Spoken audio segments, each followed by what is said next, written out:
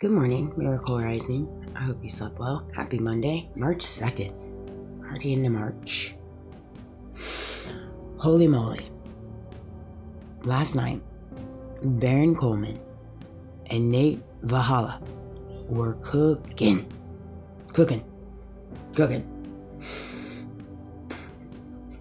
We are getting close.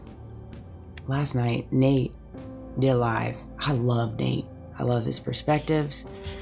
I love what he provides.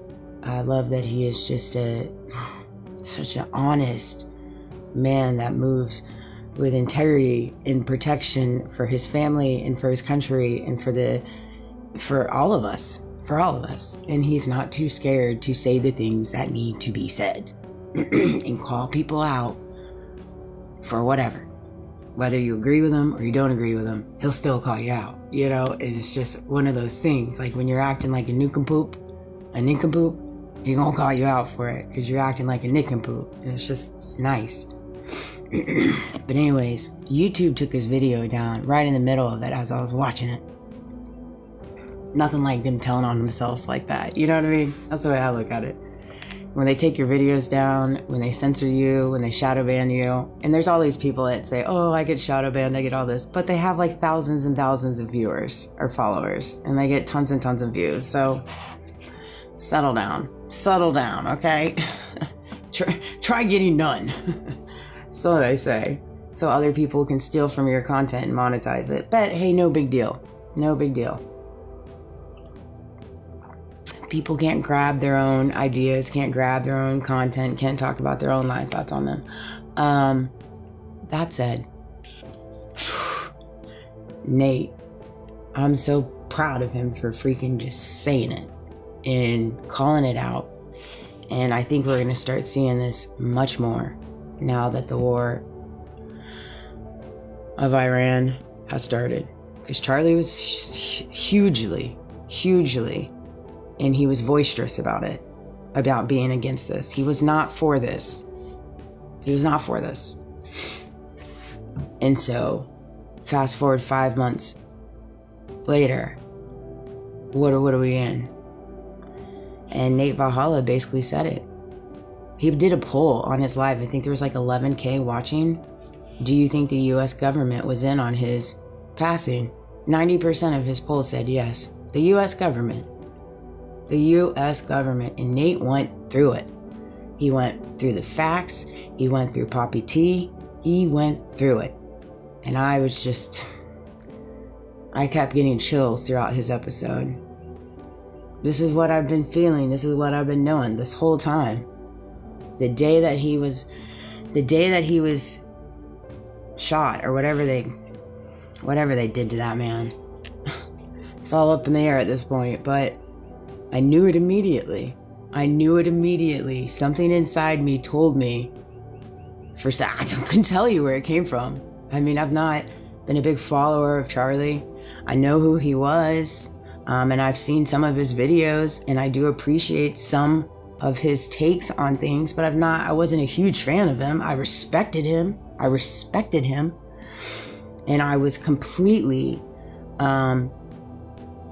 sidestepped on what happened to him. It completely broke me emotionally just to even see it. And something inside me told me, I can't tell you, I wish I could, that it was an inside job. I'll tell you the first thing that gave it away was Trump's response. And you can go back in my videos and see it. As I'm reading it, it hit me immediately. And then later on, he did a speech, and you could tell. Furthermore, I think it's funny that all of his speeches are pre-recorded, edited in reference to this war, and he just can't seem to bring himself to take questions. A man that likes questions, a man that doesn't like fake news is now some reason, quiet. Make that make sense. Anyways, and yeah, that is where we're at. That our own government, the people that were elected, the people that signed up to protect and serve and fight for what's right are the ones behind injustice. The ones behind murdering someone. You know? And you don't have to believe it. By all means, you can keep not believing it. That works too. That works too. But the evidence is the evidence. The patterns are the patterns. The synchronicities are the synchronicities. And when things don't add up, they don't add up. You can't make things add up when they don't add up. I mean, you can ask any mathematician. You can ask any engineer. You can ask any electrical or electrician. You can't put the wrong wires together and it work. My dad was an electrician growing up.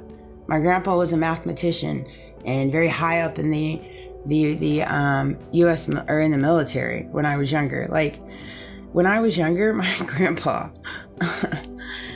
man, he was really big with me in learning how to read computer language.